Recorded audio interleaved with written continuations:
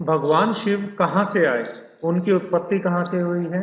अक्सर जब हम सोचने बैठते हैं तो हमारे मन में तरह तरह के सवाल आते हैं। ऐसे में हम सभी के मन में यह सवाल जरूर आता है कि आखिर भगवान शिव आए कहाँ से हैं। नमस्कार दोस्तों, धर्म संस्कृति चैनल पर आपका स्वागत है। यहाँ हम धर्म और संस्कृति से संबंधित रोचक प्रसंग लेकर आते रहते हैं। तो आज हम बात करेंगे कि भगवान शिव की उत्पत्ति कहाँ से हुई।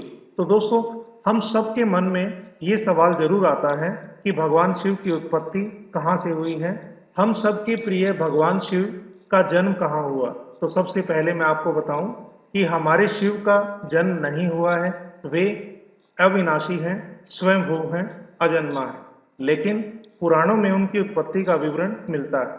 विष्णु पुराण के अनुसार ब्रह्मा भगवान विष्णु की नाभि कमल से पैदा हुए, जबकि शिव भगवान विष्णु के माथे के तेज से उत्पन्न हुए बताए गए हैं। विष्णु पुराण के अनुसार माथे के तेज से उत्पन्न होने के कारण ही शिव हमेशा योग मुद्रा में दिखाई देते हैं। श्रीमद् भागवत के अनुसार एक बार जब भगवान विष्णु और ब्रह्मा जी अहंकार से अभिभूत होकर स्वयं को श्रेष्ठ बताने के लिए लड़ रहे थे, तब एक विशाल ज्योति के रूप में उनके सामने प्रकट हुए थे भगवान शिव। तो पहले हम शुरू करते हैं विष्णु पुराण से। तो विष्णु पुराण के 8वें अध्याय में वर्णित शिव के जन्म की कहानी शायद भगवान शिव का एकमात्र बाल रूप है जिसका वर्णन किया गया है। इसके अनुसार ब्रह्मा जी को एक बच्चे की आवश्यकता थी। उन्होंने इसके लिए तपस्या की। तब अचानक उनकी गोदी में एक रोते हुए बालक को उन्होंने पाया और ब्रह्मा जी ने उस बच्चे से रोने का कारण पूछा तो उसने बड़ी ही मासूमियत से जवाब दिया कि मेरा कोई नाम नहीं है, इसीलिए मैं रो रहा हूं। तब ब्रह्मा जी ने शिव का नाम रुद्र रखा, जिसका अर्थ है रोने वाला।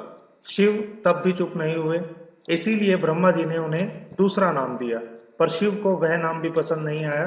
तो इस प्रकार ब्रह्मा जी ने एक के बाद एक उन्हें 7 और नाम दे दिए। सबसे पहला नाम तो था रुद्र, और 7 अन्य जो नाम मिले वे थे शर्व, भाव, उग्र, भीम, पशुपति, ईशान और महादेव। और शिव पुराण के अनुसार ये सारे नाम पृथ्वी पर लिखे गए। और शिव के इस प्रकार ब्रह्मा पुत्र के रूप में जन्म लेने के पीछे भी विष्णु पुराण में एक पौराणिक कथा है। इसके अनुसार जब धरती, आकाश, पाताल समेत पूरा ब्रह्मांड जलमग्न था, तब ब्रह्मा, विष्णु और महेश के सिवा कोई भी देव या प्राणी नहीं था। तब केवल विष्णु ही जल सतह पर अपने शेषनाग पर लेटे हुए नजर आ रहे थे। तब उनकी नाभि से कमल नाल पर ब्रह्मा जी पैदा हुए। और ब्रह्मा विष्णु जब सृष्टि के संबंध में बातें कर रहे थे तो शिव जी प्रकट हुए। ब्रह्मा जी ने उन्हें पहचानने से इनकार कर दिया। तब शिव जी के रूठ जाने के भय से भगवान विष्णु ने दिव्य दृष्टि प्रदान कर ब्रह्मा को शिव की याद दिलाई। ब्रह्मा को अपनी गलती का एहसास हुआ और शिव से क्षमा मांगते हुए उन्होंने उनसे पुत्र रूप में पैदा होने का आशीर्वाद मांगा। शिव ने ब्रह्मा जी की प्रार्थना को स्वीकार कर लिया और उन्हें यह आशीर्वाद प्रदान किया। जब ब्रह्मा जी ने सृष्टि की रचना की तो उन्हें एक बच्चे की आवश्यकता पड़ी, और तब उन्हें भगवान शिव का आशीर्वाद ध्यान आया और ब्रह्मा जी ने तपस्या की और बालक शिव बच्चे के रूप में उनकी गोदी में प्रकट हुए। तो अब हम बात करते हैं श्रीमद् भागवत गीता में इस बात का वर्णन कहाँ मिलता है कि भगवान शिव की उत्पत्ति कहाँ हुई। जब एक बार ब्रह्मा और विष्णु को अहंकार हुआ अपनी श्रेष्ठता का, तो भगवान शिव एक विशाल ज्योति के रूप में उनके सामने प्रकट होते हैं। और वह ज्योति इतनी विशाल थी कि उसका कोई छोर ही नहीं था।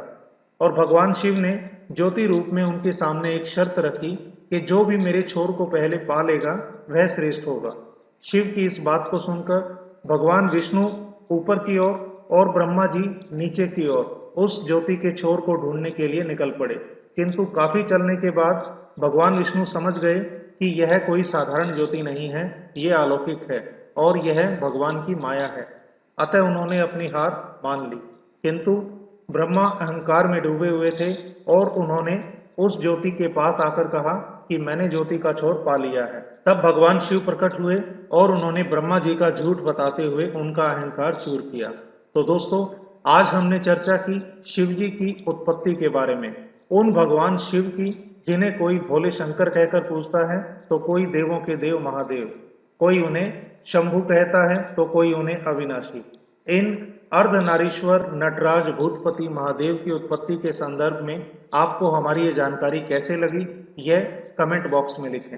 हमारी इस वीडियो को ज़्यादा से ज़्यादा लोगों को शेयर करें और इस चैनल को सब्सक्राइब करें, बेल आइकन को दबाएं ताकि भविष्य में आपको धर्म और संस्कृति से संबंधित रोचक जानकारियां लगातार मिलती रहें। आज के वीडियो में इतना ही। हम फिर हाजिर होंगे एक नए वीडियो के साथ। तब तक हर हर महादेव। भगवान शिव आप सबकी सारी मनोकामनाएं पूर्ण करें। धन्यवाद।